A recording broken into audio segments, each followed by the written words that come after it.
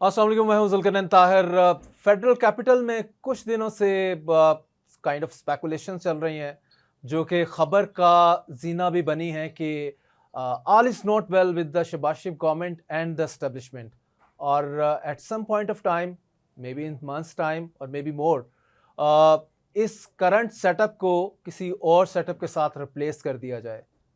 नया setup, who knows कि उसको बिलावल भुट्टो जरदारी लीड करेंगे या मोहसिन नकवी।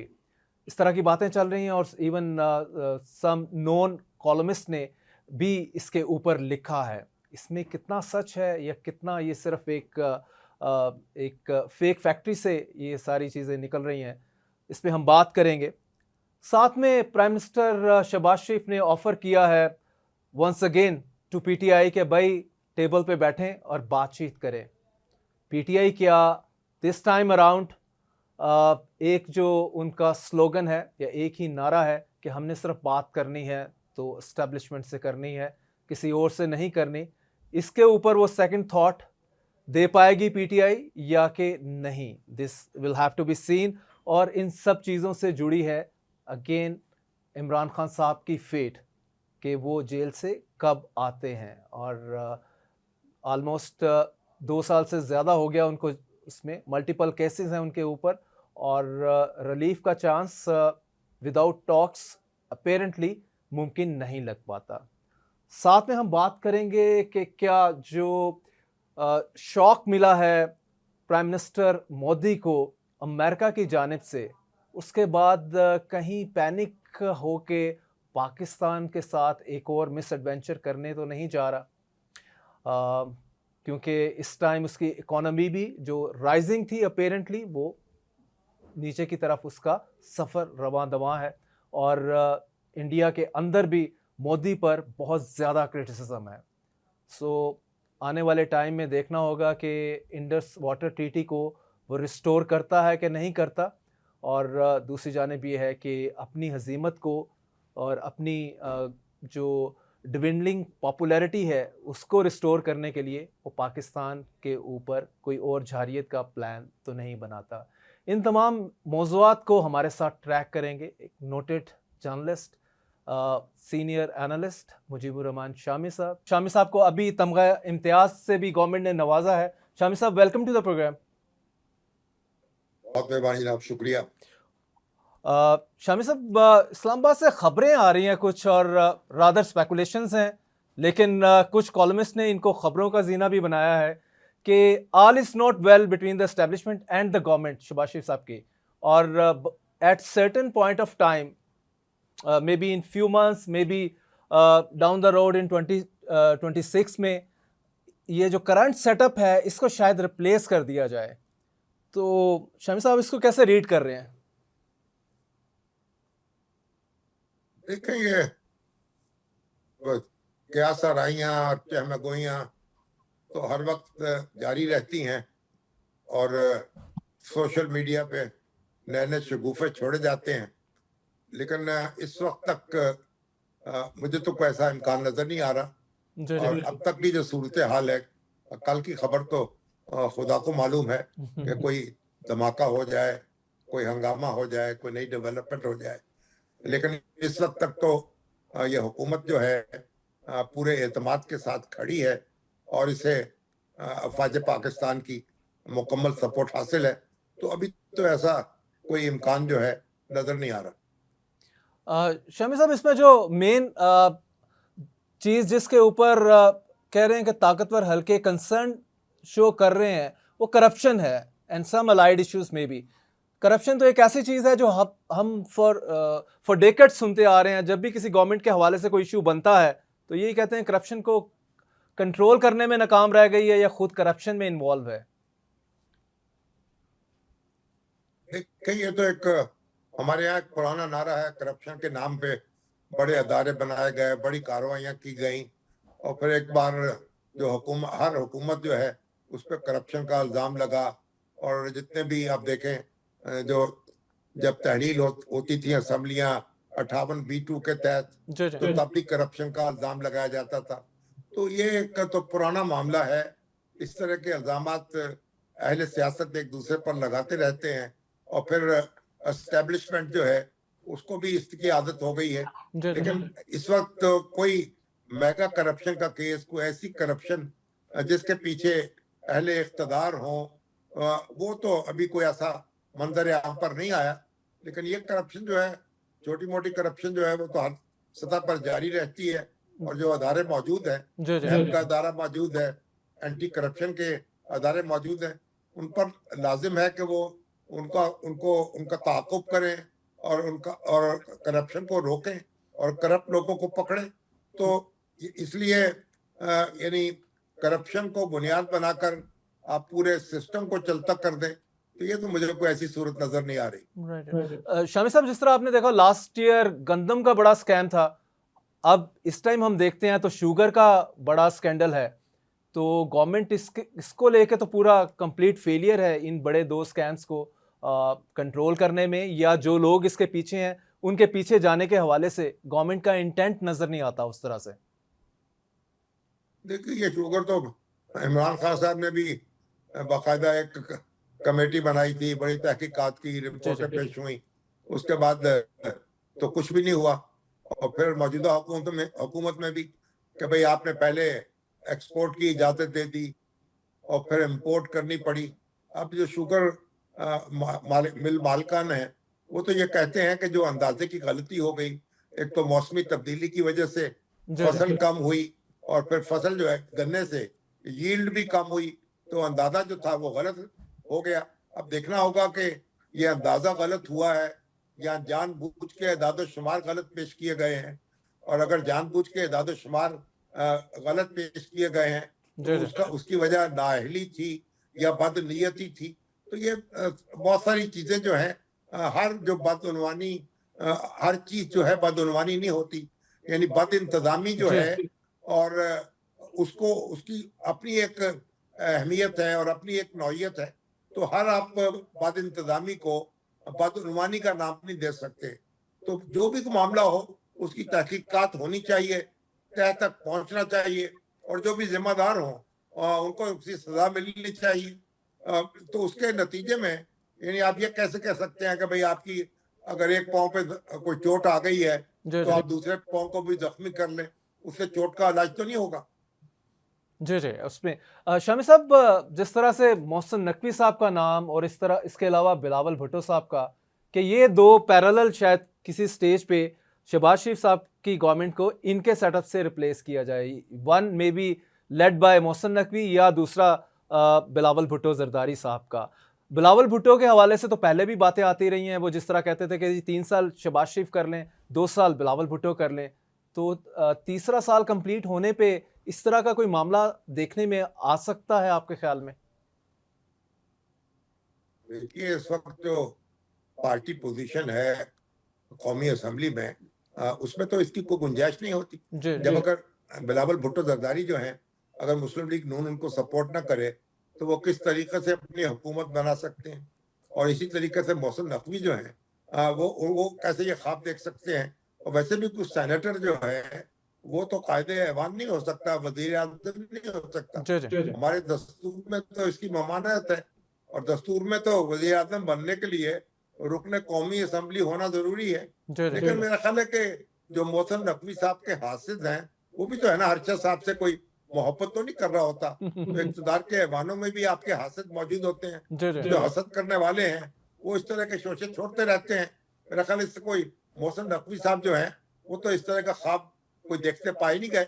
और वो जो उनकी सियासी हैसियत है उसमें वो किस तरह निगरान वज़ीर आज़म तो कोई बन सकता है, लेकिन बाकायदा कौमी असम्बली मुंतखब करे, ये कैसे मुमकिन है? नई कोलिशन तो उसी वक्त बनेगी ना जब नई, अगर पीटीआई में और पीपल्स पार्टी में कोई मामला हो जाए तो फिर तो आप ये कह सकते हैं कि नई कोई हुकूमत की तब्दीली जो है उसकी कोशिश की जा सकती है।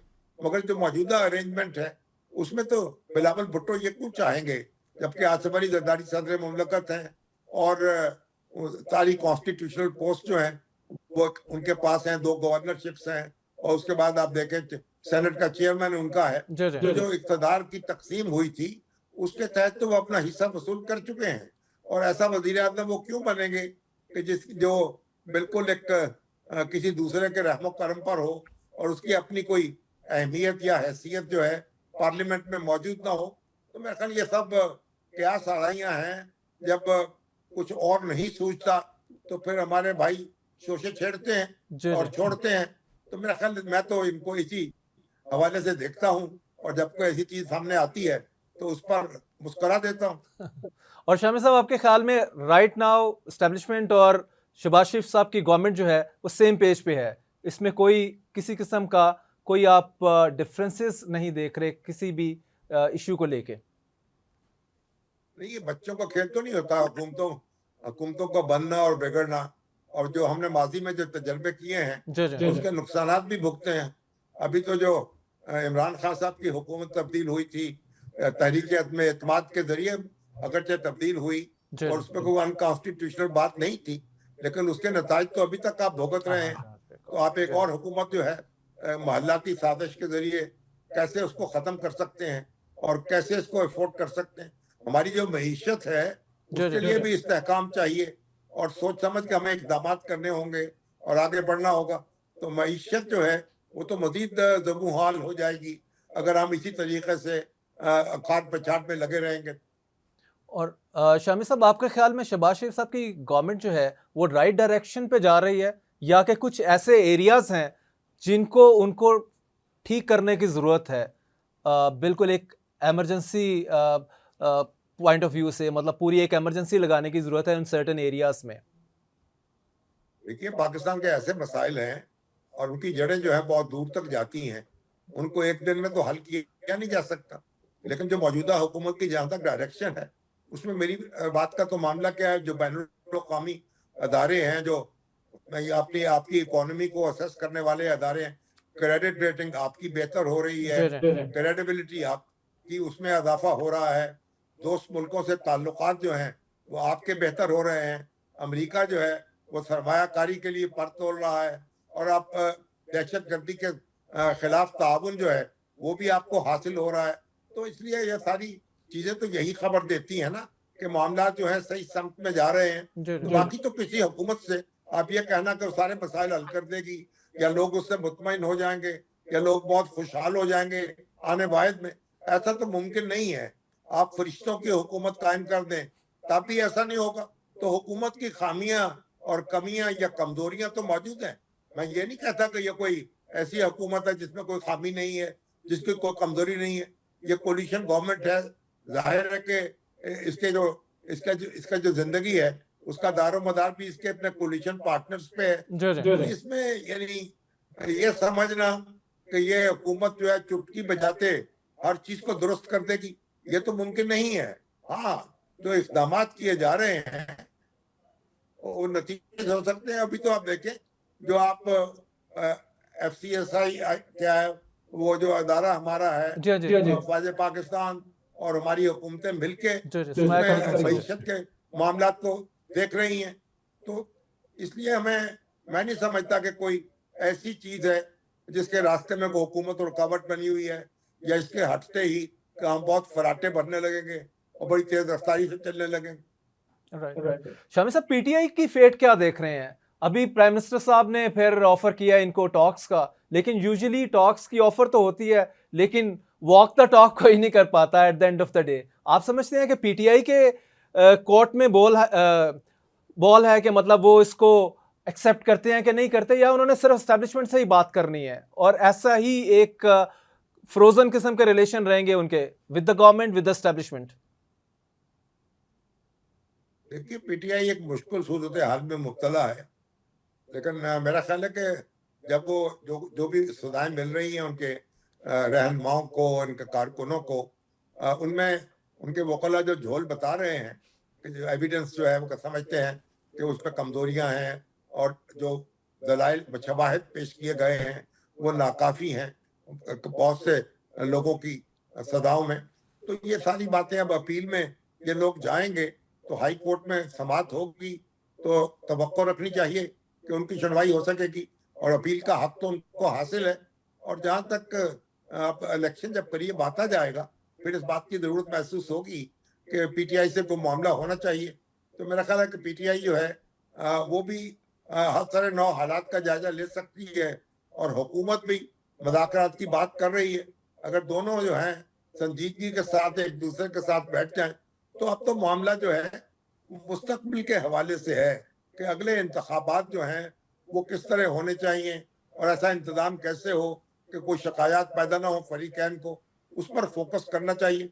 बाकी तो फिर जो उनको जो भी मेरा ख्याल रिलीफ मिलेगी वो अदालतों से मिलेगी और रिलीफ मिल भी सकती है। आप देखिए हमारी तारीख जो है वो तो यही बताती है। नवाज शरीफ साहब खुद जरदारी साहब को देख लें, जी जी। 12-13 साल की कैद तो वो भुगत चुके हैं। कोई कह सकता था कि इस तरीके से उनकी सख्ती उन पर खत्म होगी, वो रहा होंगे और फिर सदर मुमलकत बनेंगे। एक बार नहीं अब दूसरी बार सदर है।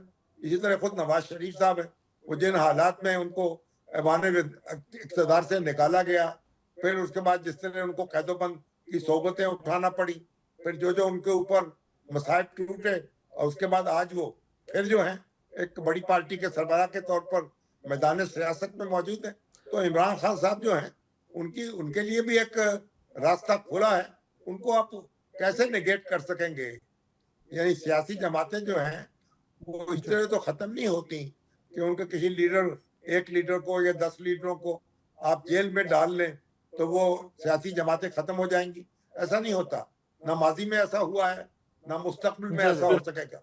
तो पीटीआई जो है उसका एक मजबूत एक कॉन्स्टिट्यूंसी है उसकी, उसका वोट बैंक मौजूद है, उससे मामला करना चाहिए और अगले इंतखाबात में उसको भरपूर मौका देना चाहिए कि वो भी किस्मत आजमाई करे।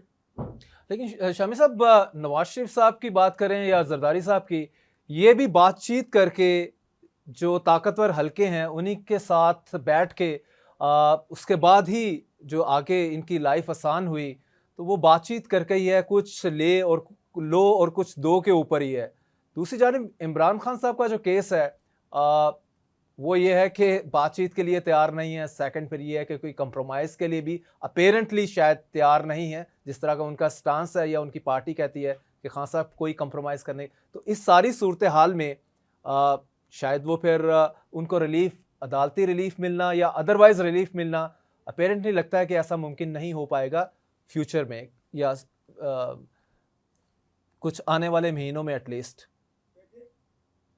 इमरान खान भी एक ज़हीन शख्स हैं और बड़े, अगर आप उनकी सियासत में नजर डालें तो उन्होंने एडजस्टमेंट्स भी की हैं, उन्होंने यू टर्न भी लिए हैं, जी, जी, बिल्कुल। उन्होंने रास्ता भी निकाला है। उनकी सियासत ये बताती है। तो वो भी एक मौका शनास हैं। मेरा ख्याल को बर वक्त फैसला करने की सलाहियत जो है वो रखते हैं और उनको उनके साथ भी छोटी मोटी तो बातचीत तो जारी रहती है, कुछ ना कोई रास्ते भी जारी रहते हैं। तो हो सकता है कि उन रास्तों में कोई वसअत पैदा हो जाए, कोई तेजी पैदा हो जाए। बहरहाल उनका जो अवाम में उनकी सपोर्ट है, उनकी ये तकिया तो उसी पे होना चाहिए ना। और अवाम में आप ये नहीं कह सकते कि उनको वो लोग उनको मुंह मोड़ गए हैं उनसे जी, जी। या उनकी कोई हैसियत नहीं है। उनकी एक साख मौजूद है। एक जमाने में पीपल्स पार्टी जो थी वो उसी की एक वो बहुत बड़ी सियासी जमात थी। फिर मुस्लिम लीग नून जो है उसने अपनी एक बसात बिछाई और उसकी एक कुव्वत जो थी उसमें पैदा हुई। अब इमरान खान साहब जो हैं उनके हरीफ भी मौजूद हैं, वो भी सियासत में हैं, वो भी मैदान में हैं, लेकिन इमरान खान साहब भी मैदान में हैं। वो मैदान से उनको निकाला नहीं जा सका और निकाला भी नहीं जा सकेगा। तो मेरा ख्याल के कोई ना कोई एडजस्टमेंट तो है, वो तो करनी होगी और हो जाएगी। तवक्को रखनी चाहिए और दुआ भी करनी चाहिए। लेकिन शामी साहब, पीएमएल नून बज़ाहिर तो कहती है कि हम बातचीत के दरवाजे खुले हैं पीटीआई के लिए, लेकिन वैसे सूट नहीं करती अगर जो हम पॉलिटिकल सीन पाकिस्तान के हवाले से देखते हैं कि अगर आपका ताल्लुक ताकतवर हलकों के साथ अच्छा चल रहा है और आप दूसरी पार्टी को क्यों अलाउ करेंगे कि वो आपसे बातचीत करे और आप उसको स्पेस दें, कल को वो आपको नॉक ऑफ कर दे, आपकी जगह वो ले ले। यही हमने 2018 में देखा, फिर 2024 में देखा। एक पार्टी के साथ ही यूजुअली बड़ी पार्टी के साथ ताकतवर हलके चलते हैं, दूसरी पार्टी ज़ेरे अताब होती है। तो माजी में तो हम यही चीज़ें देखते आए हैं। तो इसमें तो लगता है कि पीएमएल नून की जानिब से या इवन प्राइम मिनिस्टर की जानिब से जो टॉक्स की ऑफर हैं वो जेन्युइन नहीं है। मीन एक for the sake of talk, for the sake of talk है। इसमें गवर्नमेंट नहीं चाहती कि पीटीआई के साथ बैठे। देखिए, अगर आपकी आवाम में सपोर्ट मौजूद है तो फिर तो रास्ता आपके लिए खुलता है और खोलना पड़ता है। बुनियादी बात यह है कि आप जमहूरियत में लोगों का गला नहीं घोंट सकते। ये कोई जी जी यानी आप कोई फाशिज्म में और कम्युनिस्ट मुल्कों में तो ऐसा हो सकता है, लेकिन जमहूरी मुल्कों में ऐसा हो नहीं सकता। और पाकिस्तान में जो कुछ भी आप कहें, जैसी भी बुरी भली है, जमहूरियत तो चल रही है ना।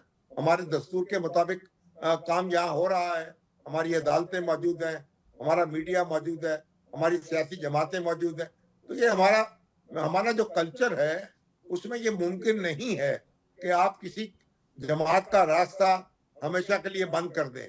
तो जमातें जो इख्तदार में हों उनको भी ये ख्याल रखना पड़ेगा कि इख्तदार जो है वो कोई मुस्तकिल चीज नहीं है, और जब तक सारे प्लेयर जो हैं उनको मौका नहीं मिलेगा किस्मत आजमाई का, जी उस जी वक्त तक आप इस्तेहकाम पैदा नहीं करेंगे मुल्क में।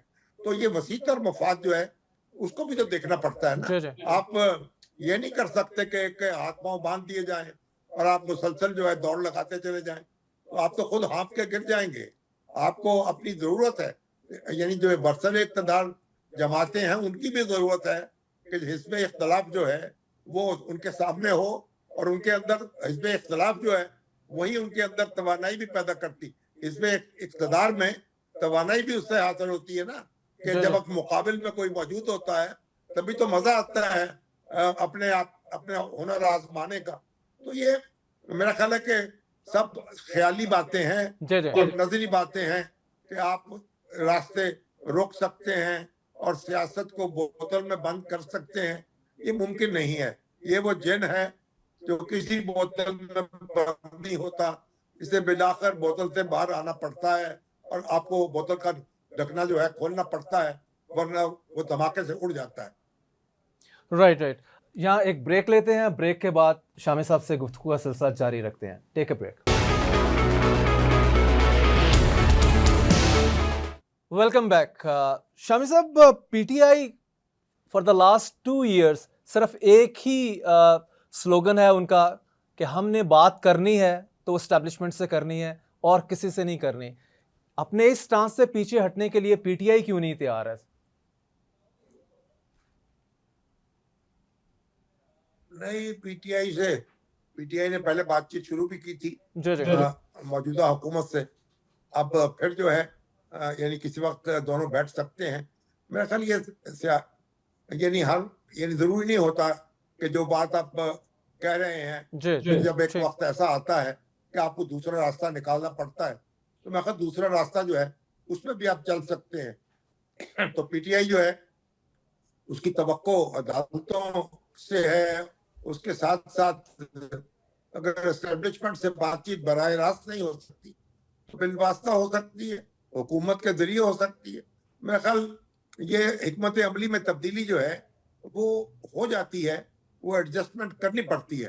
तो पीटीआई अगर फिर अपना रास्ता खोटा करने पर बज़िद हो जाए फिर तो कुछ नहीं किया जा सकता ना। जी जी लेकिन अगर वो खुद भी चाहती है कि उसका रास्ता कुशादा हो तो फिर उसको भी एडजस्टमेंट करनी पड़ेगी और मामलात को देखभाल कर आगे चलना पड़ेगा। और शामी साहब, पॉलिटिकल स्टेबिलिटी आपके ख्याल में इस टाइम गवर्नमेंट काफ़ी हद तक अचीव करने में कामयाब हो गई है, या कि जब तक पीटीआई के साथ मामला सेटल नहीं होते पॉलिटिकल स्टेबिलिटी एक डिस्टेंट ड्रीम ही रहेगा? देखिए, ये कोई अच्छी बात तो नहीं है कि हर वक्त आप कोई लोग यहाँ कोई गिरफ्तारियां हो, जेलों में हो, लोग उन पर मुकदमे चलते रहें। ये कोई अच्छी बात नहीं है, कोई अच्छा मंजर नहीं है।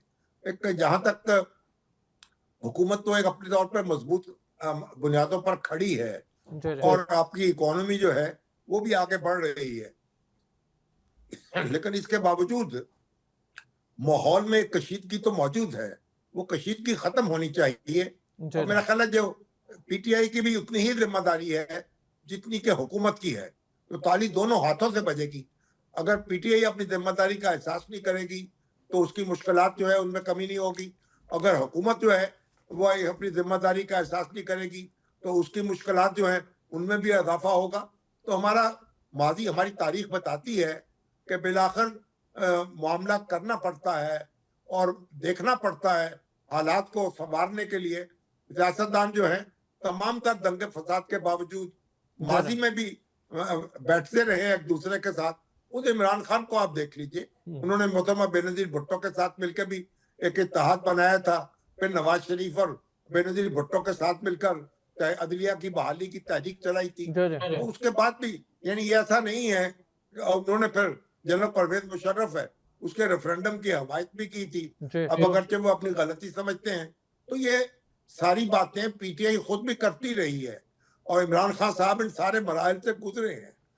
इस जमाने में वो कहते थे कि मैं आप ये देखिए चौधरी परवेज अलाई साहब के बारे में वो क्या गुफ्तगू करते थे, और फिर उसके बाद वही उनकी पार्टी के सदर भी हो गए। तो ये एडजस्ट, इसका मतलब ये है कि इमरान खान साहब भी एडजस्टमेंट जो है उसकी अहमियत समझते हैं। उनको भी मालूम है कि बहुत यानी हकायक को तस्लीम करना पड़ता है और सिर्फ नाक की सीध में आगे चलकर ये मोटरवे का सफर नहीं है कि आप बस आगे बढ़ते चले जाएंगे। ये पगडंडियां हैं, इनमें कच्चे सड़कें भी हैं और पक्की भी हैं, हचकोले भी खाने पड़ते हैं और आप सदमे भी उठाने पड़ते हैं। तो इसलिए ये सारी बातें हमारी सियासत में होती हैं और इमरान खान साहब इसका खुद तजर्बा कर चुके हैं और मेरा ख्याल इसी की रोशनी में उनको अब आगे बढ़ना होगा, वगरना तो उनके अपने लिए फिर हालात जो है सियासत की गाड़ी आगे निकल जाएगी और वो फिर देखते रह जाएंगे। और शामी साहब, पीपल्स पार्टी को कहाँ आप देखते हैं? पीपल्स पार्टी बिल्कुल सिंध तक महदूद होके रह गई है।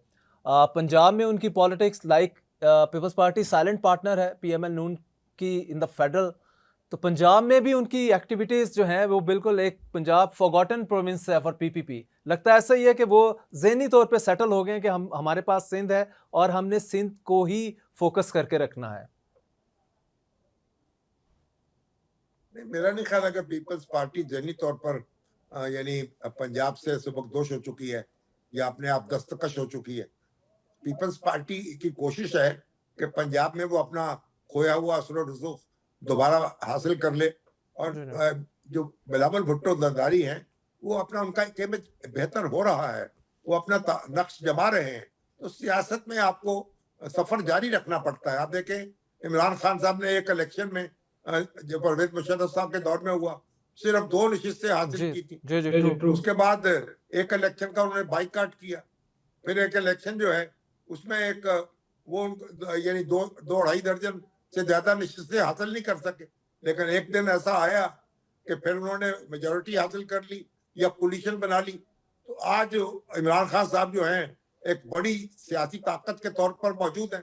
तो सियासत में साबित कदमी से काम करना पड़ता है और आपको मुसलसल मेहनत करनी पड़ती है और किसी वक्त भी आपकी जो फसल है वो लहलहा सकती है और आप उससे लुत्फानंदोज हो सकते हैं। तो पीपल्स बिलावल भुट्टो जो है जिस तरह जद्दोजहद कर रहे हैं, अगर उसी तरह उन्होंने जारी रखी तो उनका इमेज जो है बुलंद होता जाएगा और वो हो सकता है किसी वक्त भी मर्द खलाइक बन जाए और पंजाब में भी उनकी जो वो अहमियत है आहिस्ता आहिस्ता वो आगे बढ़ रहे हैं। हो सकता है कि एकदम वो कई मरहले तय कर लें और तेजी से आगे बढ़ जाएं। बहरहाल वो बिल्कुल पीपल्स पार्टी मायूस नहीं है अपने मुस्तकबिल से और बिलावल भी मायूस नहीं है, तो इसलिए उनको भी हक हासिल है तो वो किस्मत आजमाई करते रहे। शामी साहब, शहबाज शरीफ साहब को चाहिए नहीं कि बिलावल भुट्टो साहब को फॉरेन मिनिस्टर बना दें? जो करंट उनके पास लॉट है लाइक अभी इसाक डार साहब कर रहे हैं, तो अगर हम पहले भी ज़रूरत पड़ी जब इंडिया के ख़िलाफ़ हमने मुकदमा लड़ना था इंटरनेशनल कम्युनिटी के आगे, तो बिलावल भुट्टो को ही हमने आगे किया। इसाक डार साहब तो उसमें भी हमें मिसफिट ही नज़र आए।